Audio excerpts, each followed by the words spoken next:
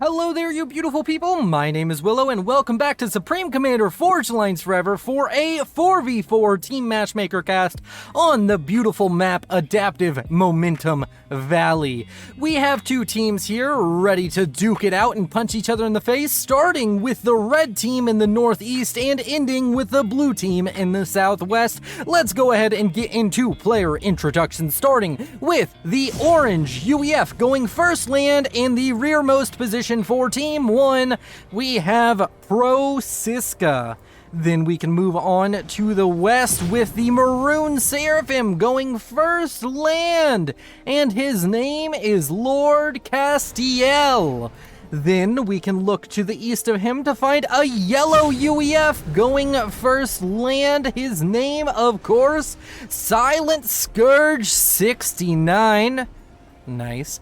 Then, last but not least for Team 1, we have the red UEF, and his name is Desolf.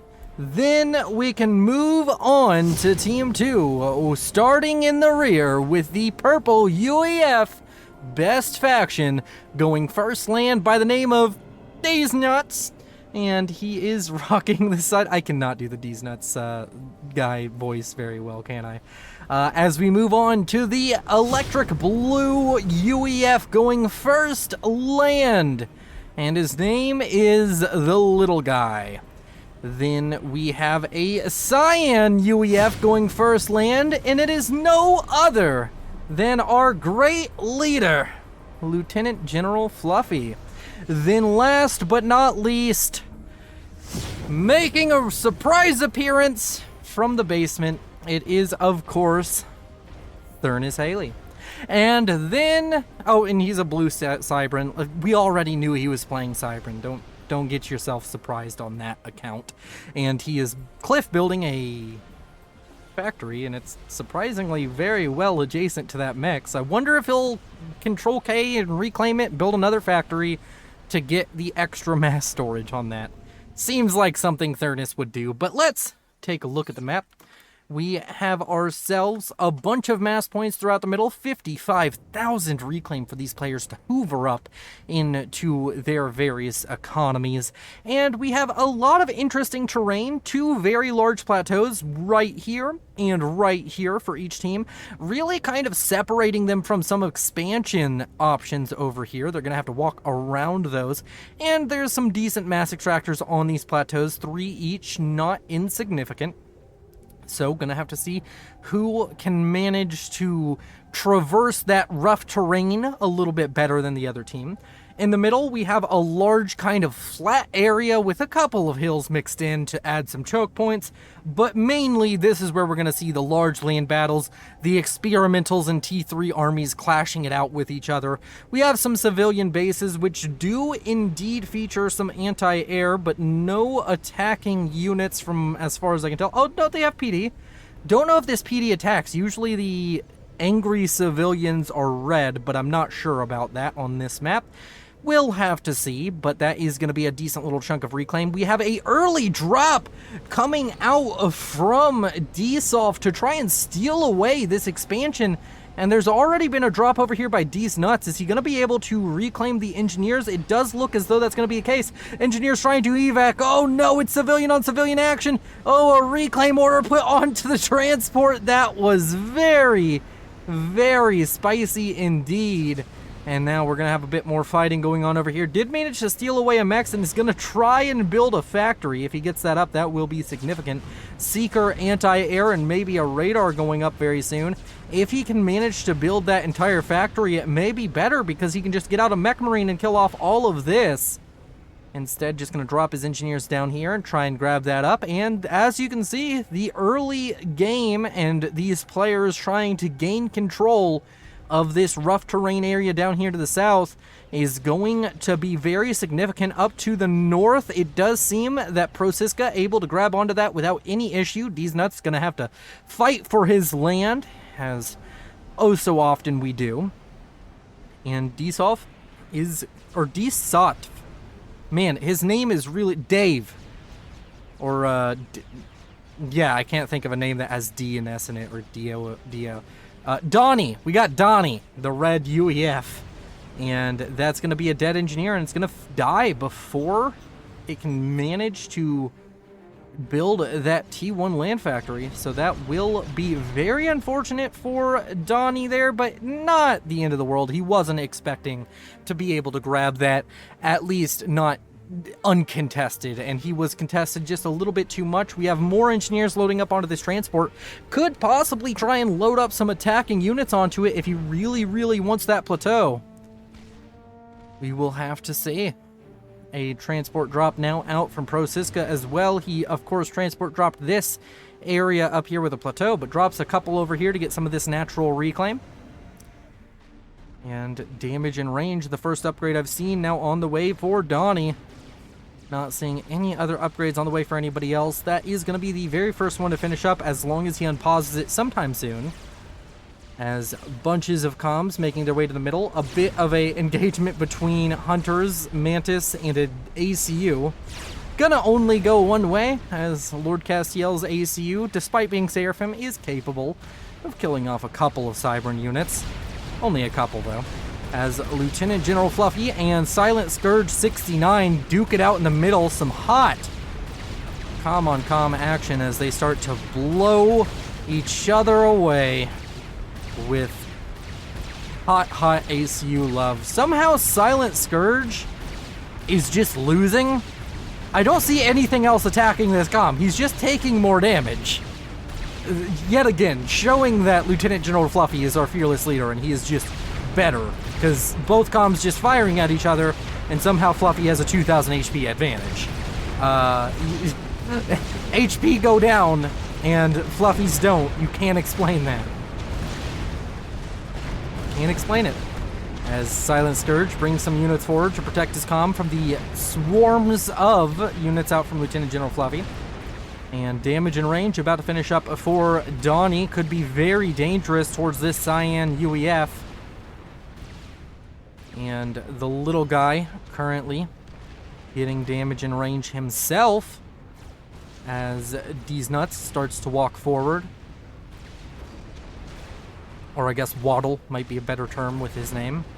Do nuts waddle. The waddling nut sounds like a erotic children's book, which, with how humanity's going, that might be a thing soon. So I copyright that idea. I'm gonna make an erotic children's book called The Wandering Nut, or The Waddling Nuts. And I'm sure it will fly off shelves. It'll be amazing. Oh, little guy finishes up damage and range. He's going to be able to walk his stuff forward, strut his stuff, as it were, and possibly get a good bit of damage traded onto the comm of Donnie, whereas Lieutenant General Fluffy starting to walk down. He has his own army. He has his ACU here. A lot of units out from Silent Scourge going to be going down.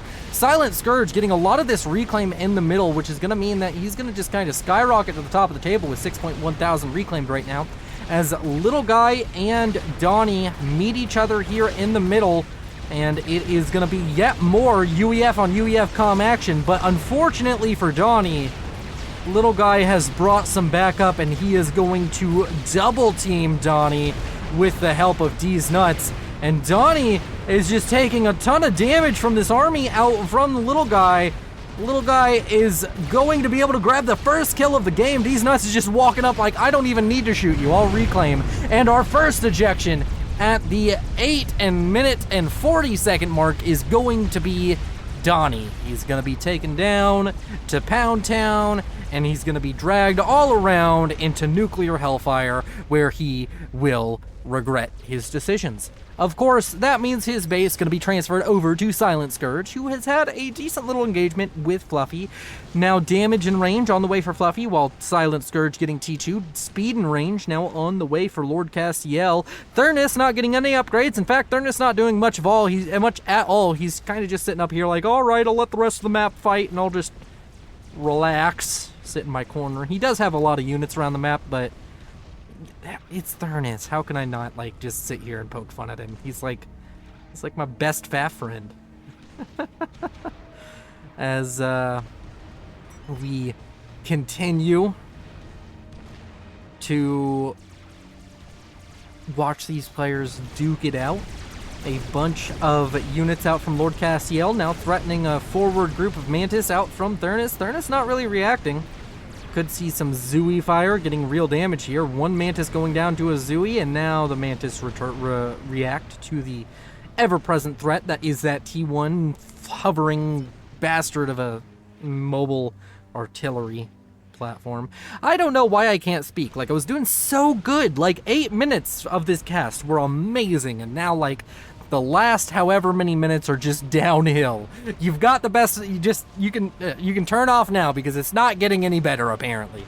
As damage and range finishes off for Lieutenant General Fluffy. Tichu has also finished off for Silent Scourge, although he's not using it currently. Maybe getting that to get his own damage and range upgrade relatively quickly.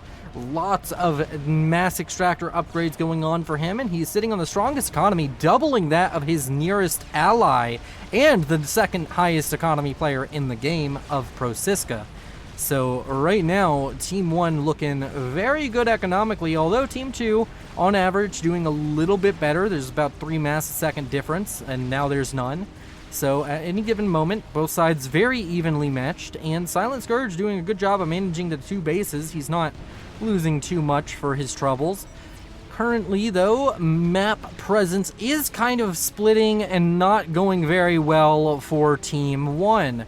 The map presence currently is looking a bit like this line, as Little Guy has expanded into this corner, as well as D's Nuts, and that is going to result in this kind of corner of the map just going over to Team 2, while Thurnis has managed to grab over the northwestern corner, so it's about a 40-60 split of the map right now, and it seems to me that Team 1 really needs to get aggressive and start gaining some more map control back before this gets out of control for them.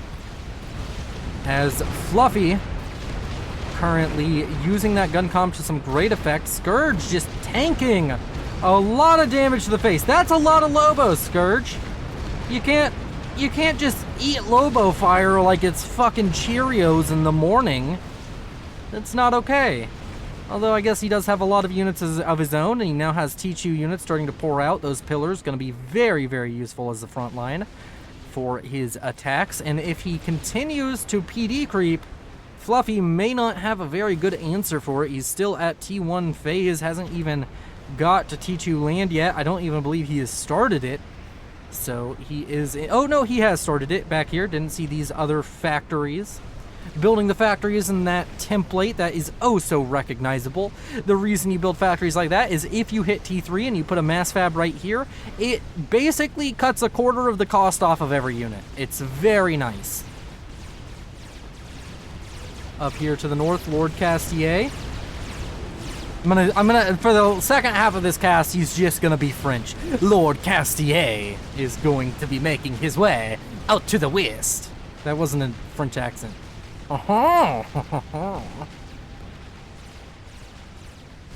Rat Bomber out on the field for Prosiska. Let's see if he can manage to get any long-lasting and painful damage down onto the opposition as I struggle with the hotkeys. He's going to be coming in from the southern side of the map up towards the northern base of Team 1. First bomb flying out. That's going to be a T2 mechs going down for D's Nuts. And of course, there's going to be more pain and suffering brought on directly after that. A bomb coming down onto the little guy, going to be able to take out a T2 Pigeon, T2 mechs, and an energy storage, all for the price of one bomb. Another bomb coming down. D's Nuts going to lose a T2 mechs. Very unfortunate. A very nice bombing run so far. Some interceptors out onto the map trying to help out, but unfortunately for them, it's going to result in nothing but pain and suffering as they are brought down by the ASF Cloud following round Prosiska's bomber. And another T2 mechs going down. This bomber already up to 10 kills and 1 rank of veterancy, 5,227 mass killed, has definitely paid itself off as it's only around 1,800 mass to build a strat bomber. And now it's going to come in, drop a bomb possibly on top of the little guy who is under a huge threat of dying right now, outright to the Stinger gunships as well as the large army coming out from I can't remember his name. The yellow guy. Yeah, the yellow guy. That's Silent Scourge 69. Nice. As the Strat Bomber continues to fly over, little guy still under a lot of threat, but looks as though he's going to be allowed to walk away, especially as some anti-air shows up. And the Strat Bomber gets yet another kill onto the board, can go in for yet more T2 mass extractors, but instead is going to fly a little bit south. The little guy down to 4,000 HP could fall a little bit further very soon. Strat Bomber going to come in and going to sit above T1AA. Are the civilians going to kill off this Strat Bomber? Don't tell me. Oh man, the civilians were almost the most effective force for Team 1 or for Team 2. And that Strat Bomber sitting on 6,000 mass killed. Going to be very happy. T3 land finished up for Thurnis Haley. He's pretty much skipped the T2 phase, didn't even build any T2 units, went straight for bricks. And he is going to throw some bricks through some windows as he's walking up on Lord Castier's position. Lord Castier has gun and T2. He's going to try and build up some of these Utashala T2 PD to maybe curtail the brick aggression coming out from Thurnis Haley. An Overcharger 2 may be very useful against these bricks. And that is going to mean Lord Castier has taken over this corner of the map. Really, Team 1 getting a huge amount of map control now, shoving both corners out of the control of Team 2. And Team 1 really coming back after that early setback of losing a player and a lot of map control. Unfortunately, though, this northern side, I can't imagine going too well for Lord Castier. Sure, he has T2, sure he can build PD, but enough bricks will break any window you build. This Strat Bomber is still alive, now up to 7,000 mass killed, as it kills off even more mass extractors.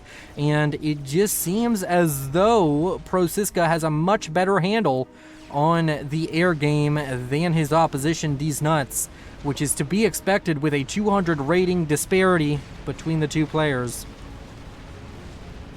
And now with both sides reeling from some pain, but Team 1 looking overall better. Team 2 has been curtailed into this corner of the map. Thurnis, the only player who looks like he has any handle on map control. Fluffy, very light on the land forces. He's gone for T3 land himself. A lot of heavy tech play coming out from Team 2. They're investing everything into T3 land, whereas Team 1 is getting a whole lot with just some T2 and T1 land spam, as well as some aggressive comm play. A tactical missile launcher built up here in the mid. Not sure how effective that'll be. Nick doesn't really have any TMD to speak of, but can build some very soon. Does have the T2 engineers there ready to assist in any efforts of that kind. Sam's now starting to go up. No TMD set up for either Thurnis or Fluffy, so this could be huge. Maybe a very cool kind of notice here out from Silent Scourge.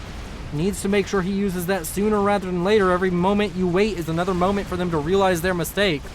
As some Stinger gunships out from Silent Scourge come out to try and curtail the units out from Thurnis Haley and stop him from cutting off these units out from Lord Castier, which are trying to walk in towards the main bases of Fluffy and Nick, or the little guy. His name's Nick. I play with him enough, okay?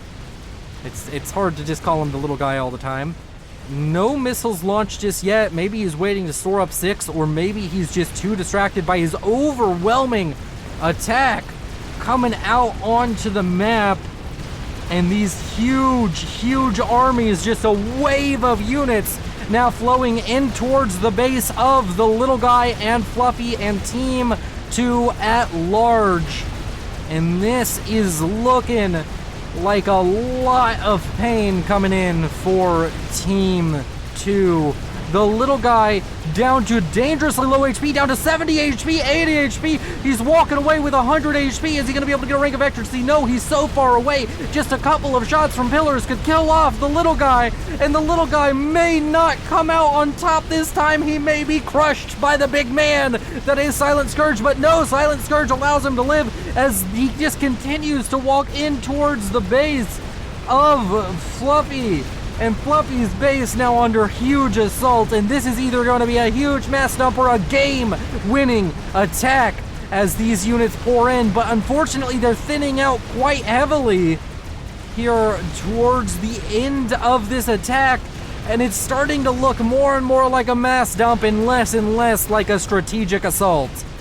And that is gonna be devastating now for Silent Scourge and his team. Does manage to take out some of the power of Fluffy.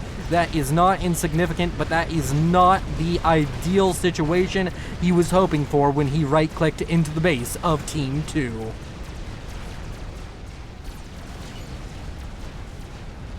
As Willow cannot figure out hotkeys that he has used for well over 100 casts. This is my movie trailer voice, which is not nearly as good as anybody else's, because I can't do voices. Coming this May. The story of love and explosions. Supreme Commander. The rom-com. Down here to the southeast, Prosiska has built a little bit of a Lobo production proxy thing. He's gonna be able to kill off all this stuff over here, get all of the reclaim assumedly. It's kind of overkill. You only really needed one Lobo to do this, but I guess brute force is I mean, if brute force ain't working, you're just not applying enough brute force. That's what I was always told. Over here to the west, Brick fighting off a small T1 army. These bricks out from Thurnus proving invaluable, as they have helped curtail that assault out from Team 1 and thwart its effectiveness, and are now protecting Thurnus from small run-bys of his own. And over here to the north, do we have anything spicy going on?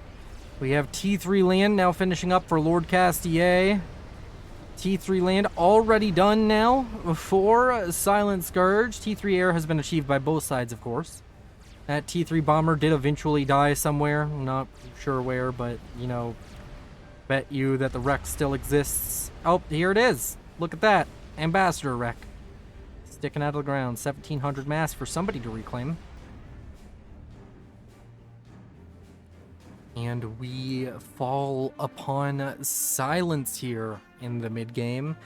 After that large attack, Team 1 has kind of emptied their tank. They're out of reserves. They don't have the numbers to keep up the aggression. And Team 2 did everything just to hold on there. But with the reclaim coming into the coffers of Team 2, you have to imagine that very, very soon they're going to have a very scary force onto the field. Speaking of reclaim, let's go ahead and check those numbers. Silent Scourge still topping the charts, but Thurnus going to be starting to scoop up a lot of this mass. He is a very mass-hungry boy, and he does love his reclaim. Would not be surprised to see Fluffy go up quite a bit, and as well as these nuts. All players getting in on this reclaim, even the little guy sitting at 11,000 there. And that means that both sides are going to have very significant forces very soon. In fact, Thurnus already does, as he starts to walk forward with a trebuchet to deal with this firebase and a bunch of bricks to escort it. Once the firebase goes down, he's got very little in the form of opposition for these bricks to just walk in against him. A lot of T3 engineers coming online now for Lord Castier. He may just spam out this T3 pigeon and go immediately for a chicken. It's not necessarily a bad call, and he's going to have enough build power to do so. The only scary bit to that is he's sacrificing a lot of time, and he's going to definitely lose this northern section of the map if he goes for that strategy. Mass employment of walls over here to the west, try and cut off one of the avenues of attack for Thurnus Haley. A Monkey Lord started up for Thurnus Haley, but then he realized he probably didn't have the power for it. Gonna build this power and get right back onto that Monkey Lord. Yep, that is indeed the exact plan out from Thurnus. I know him so well. There's a lot of T1 bombers building up, most likely for defensive action, but also could just use them to be very annoying.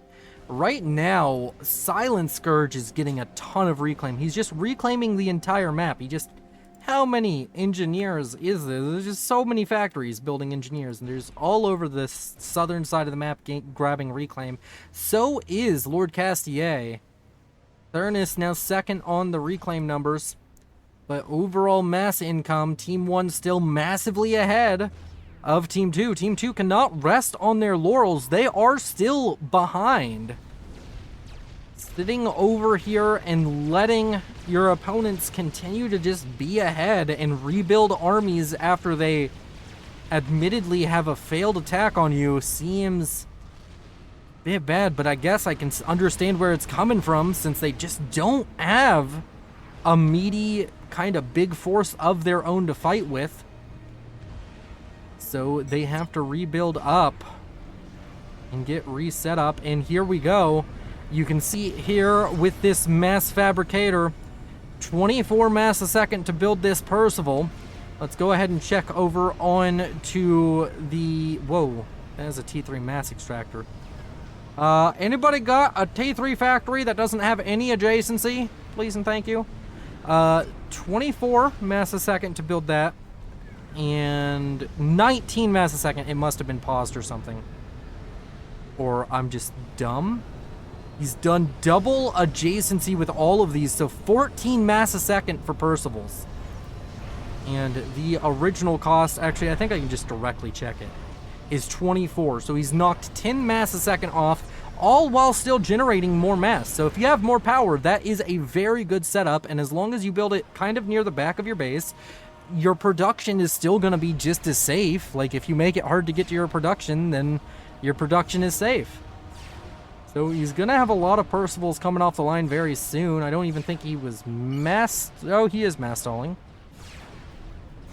He'll stop mass stalling once this power generator is done. That's a lot of mass going into that power generator, but he's just going to continue to build. He's just going to build the power generator, actually. He's decided to stop. He wants to make sure that this production continues a little bit unhindered, I would guess. Maybe. He still can't afford it. He's definitely living off of overflow. But a very interesting little strategy and a very interesting little thing you can employ in your own games. Probably get the T3 power generators before the mass fabs would be my advice. Monkey Lord now up to 77%. Lord Castier, though, is up to 55% on a Yathoda. And the brick force up here to the north is being brutally efficient at destroying the expansions of Lord Castier and the protective measures he took up there. And we're gonna speed things up just a tad bit. Just a tad bit. We haven't had too much action going on. Probably should have sped it up a little bit sooner. But both sides kind of still building up power. Thurnus is attacking a bit, but isn't getting too much out of it. A bunch of Stinger gunships show up, but with the bouncers in the area, those Stingers going to go down in just a matter of seconds. Not going to get any true value. Maybe able to kill off this brick since it doesn't have very much protection, but yeah, that brick is probably going to die because Thurnus isn't paying too much attention. And currently, looking at a very difficult... Nope, the brick gets to survive because the bouncers do eventually show up. Loses half of its HP for the trouble, though. The Yathoda finishes up. The chicken is already... Or the chicken is done, and so is the Monkey Lord. So we're going to have our first experimental on experimental brawl over here to the north. And depending on how it goes, we could see a situation where both sides lose their experimental, but it's going to be taking place on the side of the map of Team 1. And that's something to keep in mind. You have to keep in mind the reclaim when you're fighting. It's better to take a fight in an area that you control than an area that your opponent controls, which seems obvious, but it is even more important in this game than in any other game like it. It's not that you can't attack into your enemy, you just need to get a lot of value out of your attack for it to be worth it. Whereas being a defensive player and getting the defensive advantage for the first couple of fights. Getting those reclaim fields can be huge, but enough talking about game and strategy. Let's look at the beautiful fight between the Monkey Lord and the chicken. The Monkey Lord goes down, but there's enough bricks here that I doubt this chicken survives. And the chicken goes down, bricks fall back. The chicken may even kill off some of these Othams. The storm breaks out, and a couple of the Othams go down to the storm's initial explosion. What was that in chat? Use heavy assist on that nuke just... Oh, there's a nuke. Where's the nuke?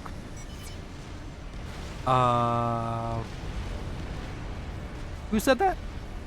He's Nuts said that. Okay, somebody on the northern team has a nuke. Oh, there's the nuke.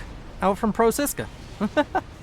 That's something for me to keep existential dread of missing in the back of my mind. Much like this tactical missile launcher, which apparently did at some point launch a whole bunch and I missed it, and you all can come into the comments and be like, oh, you trash caster. And you can see it probably got T2 mechs as a Fluffy. And maybe some of the little guy. And maybe even some of Thurnus's, because I'm sure these would be T2 if there wasn't a tactical missile here. The bricks up here to the north still in a very good position, but unfortunately that reclaim, the very juicy 30,000 reclaim sitting up there, is only going to be... Okay, 1 second. How do I get rid of this again? Oh, that seems to have done it. The 30,000 reclaim, 38 actually, going to be sitting right here outside of the base of Lord Castier. If he can just manage to get himself set up properly here and get these bricks off of this territory, it could be very good for him. Thurnus mass building factories to try and make sure he gets that reclaim and playing very aggressively, posturing with those bricks. A large group of Percivals here in the middle, now threatening Fluffy. As a GC is on the way now for these nuts. The army out from Nick gonna be making its way up to the north to try and fight this, but his army just isn't big enough. Fluffy has those very, very cheap Percivals, but that doesn't help you if you're in a mass stall. He's not in a mass stall currently. In fact, he's having trouble spending his mass. And Bro Siska has built an experimental. He built a Novax, the dreaded laser in the sky that makes everybody very sad. UEF's worst aspect is that Novax satellite. D's Nuts has finished up his GC. And these Percivals out from Silent Scourge are gonna be very dangerous. They will be pushed back, at least for now, as a large push of Othams now showing up on this western flank. Or the western, yeah, it is the west, so I'm not gonna correct myself. Going to be able to be used to kill off the trebuchets that may be killing off T3 engineers right now, and protect said T3 engineers as they reclaim these experimentals. Fortunately, they all go down, but there's more and more in the vicinity that can help. And a bunch of T1 engineers being dropped by Pro Siska. Team 1 desperate to get into that reclaim field. Overall reclaim, Team 2 is ahead, but they've reclaimed everything in the base. Now they have to start fighting for the reclaim in the middle, and they're not able to keep that happening. The GC starting to walk to the north. The Novax coming in, going to start focusing down some T3 mexes of Thurnus Haley. And that is going to be a problem. Thurnus has been building a bunch of Gunthers. Unfortunately, a few of them went down in the middle. Now building them up here. He's trying to curtail the land aggression coming out from Silent Scourge 69.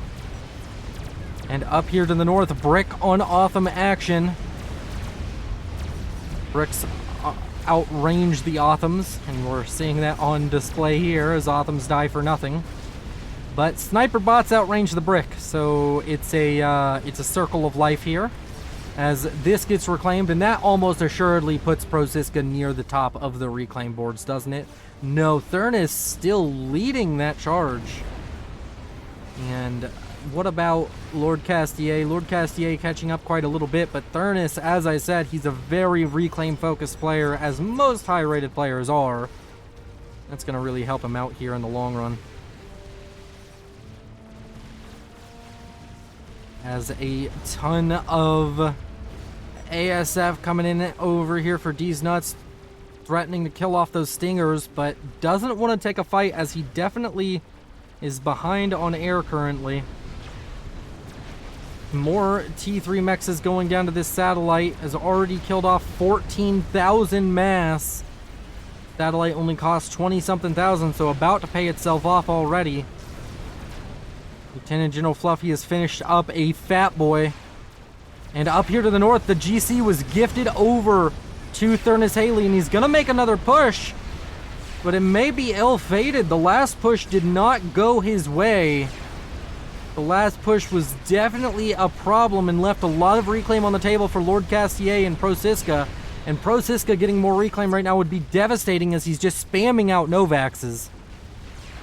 His first Novax up to 15,000 mass killed, and now working on killing off another mass extractor, very close to paying itself off already.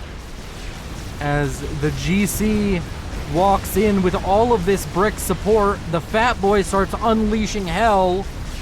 Now from Silent Scourge onto this GC.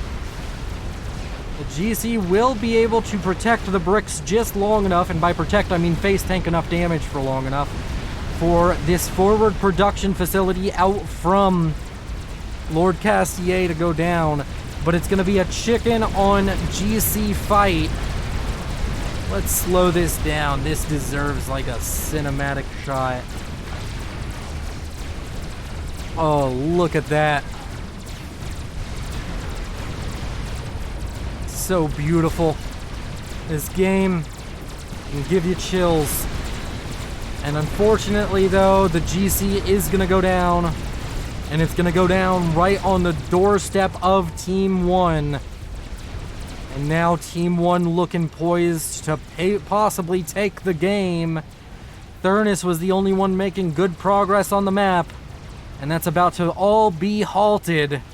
Laser now on the way for Thurnis Haley. He's opted for the desperation play. He's trying to build a megalith. As Team 2 somewhat looking defeated. 2 Fat Boys is a lot of firepower, especially if you can catch out all these Percivals. But the little guy, Fluffy, and D's Nuts need to start getting out onto the map now.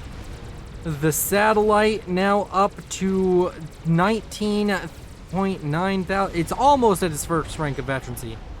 Literally just needs to kill basically anything. Overall mass incomes Team 2 ahead by 200 mass a second now. And that satellite about to kill off another T3 mechs means that it will pay itself off, as the second satellite is finished and the third is on its way. Speed and range now on the way for Thurnis. He's starting teleporter. He obviously can't afford it. Gonna throw up some E-storage as well to help him with overcharge and with getting the teleport off itself.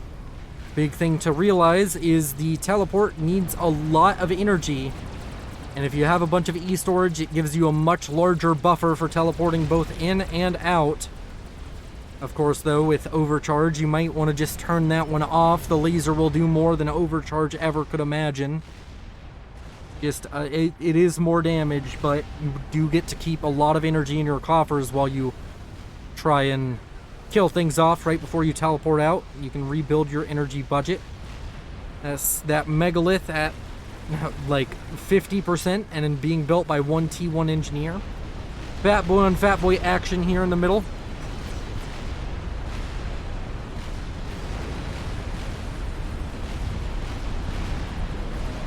Unfortunately, though, Novax is going to kill off one of the Fat Boys for, I believe that was Nick. Now Fluffy going to have to retreat.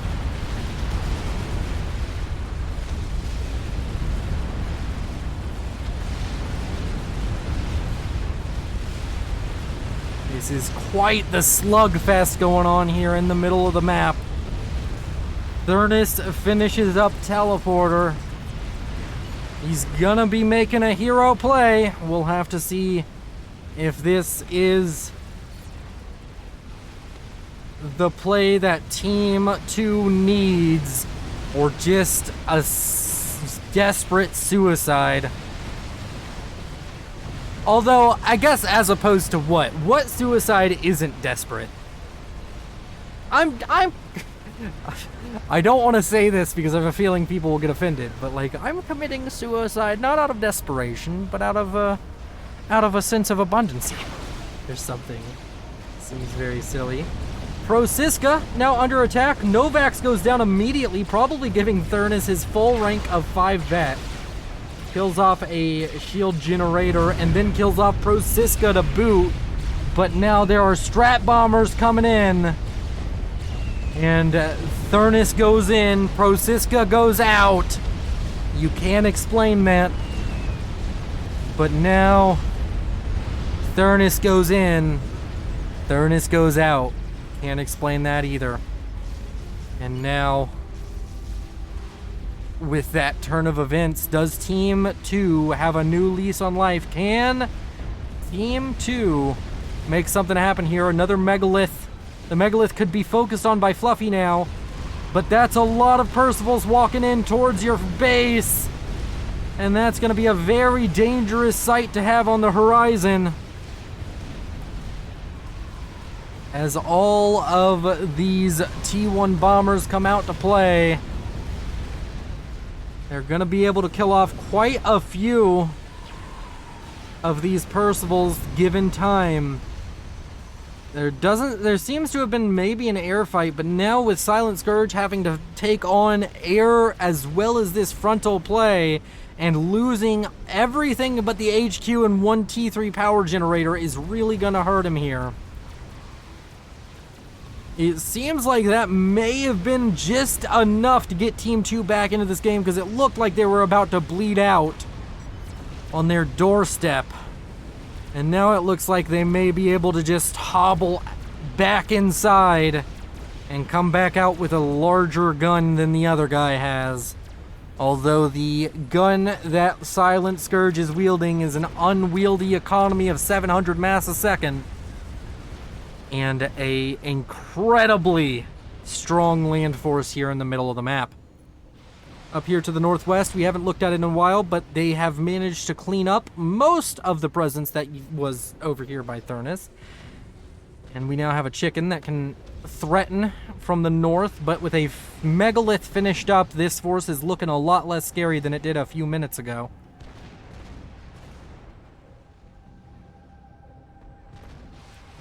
And now it really does feel like Silent Scourge needs to come up with a very strong play very soon. He's going to try and rebuild the air grid directly on top of where it was, which is not a bad idea in my opinion. Overall reclaim numbers, Silent Scourge at 84,000, Thurn is still second most at 75,000, Lord Castier at 60,000, and Fluffy sitting now near 60,000 as well. Enough reclaim in this game for Team 1 to build to mostly build a Maver. Of course, I say things like that, but it's not necessarily true. Like, yeah, you got a lot of that reclaim before Maver was even a word in your vocabulary. A Awasa about to finish up here on the northern side for Lord Castier. That may not even be how you would say that in French, but I really like saying it that way now. It sounds sophisticated. I don't know, this is my sophisticated voice, because that's not a very indeed, indubitably. As Lord Castier finishes his Awasa, let's just track that for a little bit. I have a feeling it's going to be used sooner rather than later. We'll do this. Bit of a land fight kicking off in the middle, but not resulting in too much. Okay, Lord Castier, you're not as interesting as this land fight, though. Megalith on one side with a ton of bricks and some Percivals, whereas a bunch of Percivals and a Fat Boy on the other side. This could be the land fight to decide the game, as the Slugfest continues here in the middle. I kind of want to turn the icons on, but it just looks so pretty with them off. And the double megalith out now for Lieutenant General Fluffy. Looking quite thick, but the overall land presence now out for Silent Scourge. Also quite strong. He's going to have some help coming in from that northern side, from the Chicken and the Othams out from Lord Castier. Could also see that Awasa coming back in. But the Chicken gonna go down rapidly due to the megalith, and Silent Scourge is pulling out from this fight. He feels he's taken too much damage. And unfortunately the Chicken goes down, and there's not really much to show for it. This battlefield is a graveyard for T3 units, and it's a gnarly one. The Awasa's still not used. Could have been hugely impactful in that fight.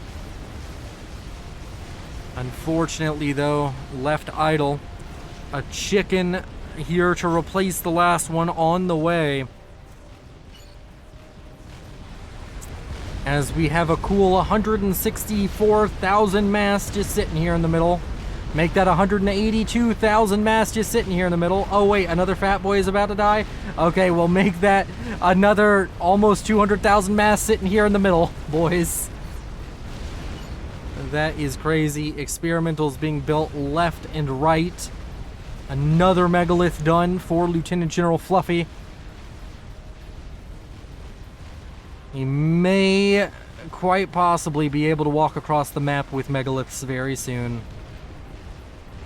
Awasa out onto the field. Still hasn't been used. I'm just waiting. GG out from Silent Scourge, as a Duke has finished up for Fluffy. Could tell from the trail behind the artillery shot. They do look different, by the way. That's how you know I've been watching this game way too damn much. And the bomber, a strap bomber hits an Awasa. That just feels wrong. I mean, it's good because it's a shocker shooting at an Awasa, which is, but like, why? Why was that allowed to happen? And why out of everything did he target the Awasa? I mean, I guess it is a decent bit of damage down onto it, but it does get some regen as long as he's just gonna sit there on the ground, you know? Here in the middle, the Fat Boys continue to fight, and the reclaim number has gone down quite a bit because Lieutenant General Fluffy is now at 138,000 reclaim. Okay, yeah, game over, boys. Fluffy is just gonna build a fuck ton of megaliths, and those megaliths are going to win the game because they're just gonna walk forward. They're gonna say, I don't care if you micro the Fat Boy perfectly, because the Fat Boy cannot deal with this much HP.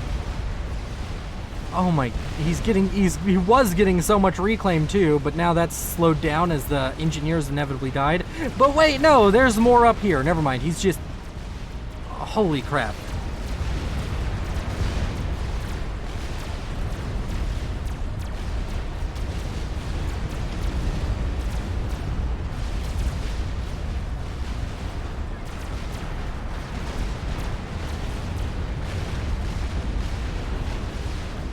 This fight, that's been a prolonged mid-fight for a little while, has been worth the cost of a Maver. Holy crap. That is intense.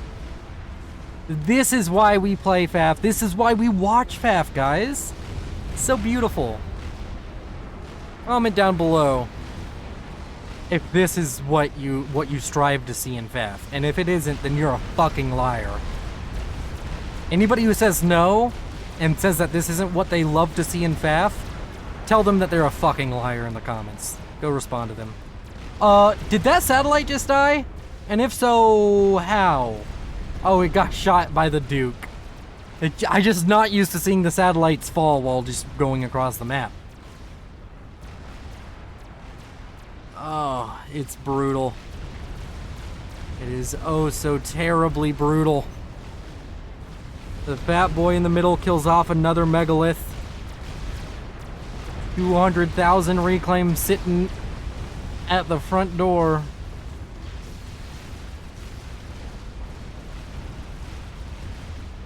And the ASU is sitting back in the base,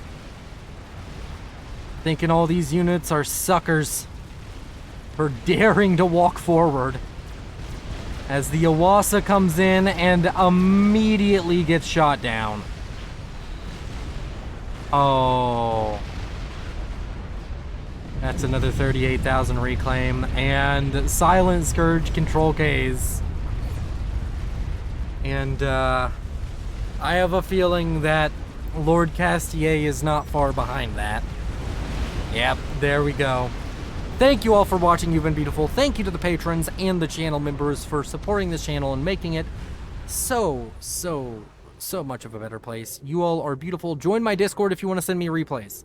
I'm only going to say it at the end of videos because if you don't stay till the end, then you don't deserve to know how to send me replays. But I have now instated a rule. If it's not sent to the right channel in the Discord, I'm not downloading it or looking at it. That is for my own sanity. I cannot be getting messages on FAF, Twitter, Discord DMs, YouTube comments, emails at this point. I can't be getting a replay sent to me from every angle. I've created an area for it.